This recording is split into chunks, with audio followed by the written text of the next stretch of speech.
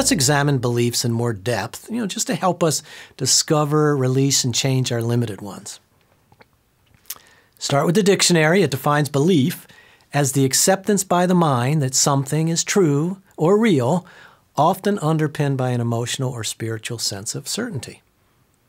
Now, since your beliefs determine not only if, but how, or if you will take a certain action, that means positive beliefs are more likely to foster actions and attitudes that attract positive outcomes. Likewise, negative beliefs are likely to foster attitudes and actions or inactions that run contrary to your desires or stated goals. The second scenario is the causal factor for why many people have yet to materialize their dreams. The fact that negative beliefs can sabotage us makes them toxic. I coined the term viral beliefs to drive this point home.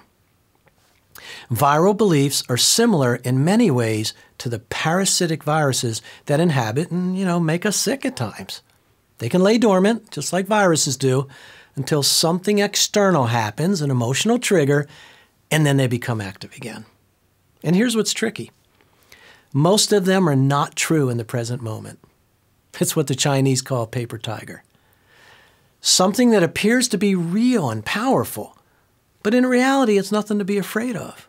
See, a paper tiger looks like a tiger, but it can't eat you like a real one. But if you believe it's real, your body will respond with a biochemical signal, danger, and your feet will either get out of there, run, or they'll freeze you in your tracks. Your viral beliefs can have a similar effect. As long as they're unexamined and remain unchallenged, you'll live in fear thinking something that could be harmless now is going to be hurtful like in the past. I've had so many people that are very successful in business say, gosh, I get up to give a speech and I sweat profusely.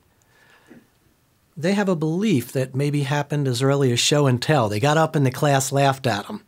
So in the present, they're about to give a speech, but inside, in their cells, in their body, in their nervous system, they go back to show and tell. You may think that some of these circumstances are standing between you and your goals when it's just a paper tiger. So your viral beliefs have no bite unless you give them teeth. Now, where did these come from, these viral beliefs? Many of these beliefs, positive and negative, are hand-me-downs you and I inherited from our families, our community, and our culture.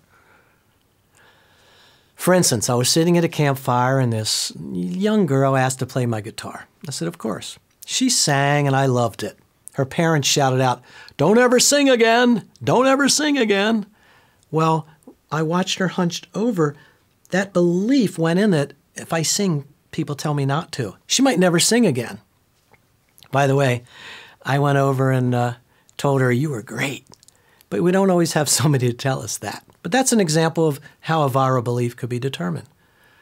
Hey, I'll be honest with you. My mom told me as a kid that if I put my shoes on a table or on a chair, my feet would burn. And I have to be honest, I've played tennis and brought my shoes home and put them on a bench and put them on the floor. That's the kind of thing I'm talking about.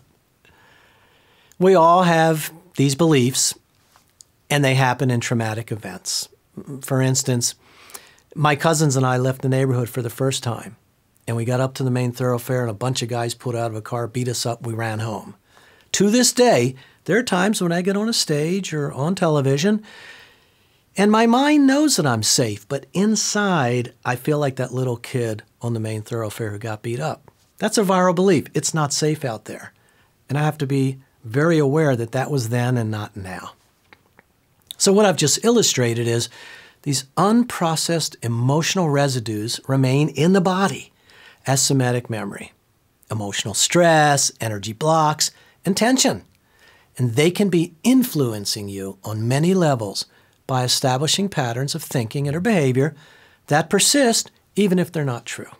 In this way, our past trauma gets superimposed on the present and is subliminally re-experienced over and over and over again.